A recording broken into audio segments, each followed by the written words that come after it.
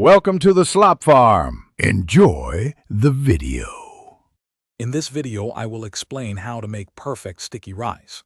Sticky rice, also known as glutinous rice, is a delicious staple in many Asian cuisines. Its unique, chewy texture comes from a high amylopectin starch content, which differs from regular rice.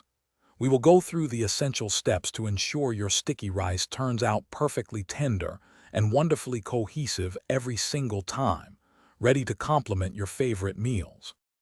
First, preparing the grains correctly is absolutely essential. Begin by rinsing your sticky rice under cold running water. Continue rinsing until the water runs completely clear, which helps remove excess surface starch and prevents a gummy result. Then, soak the rice in cold water for a minimum of 4 hours, or for the best outcome, let it soak overnight. This crucial step ensures each grain hydrates evenly for perfect cooking. Steaming is undoubtedly the superior method for cooking sticky rice, yielding that wonderfully chewy and distinct texture.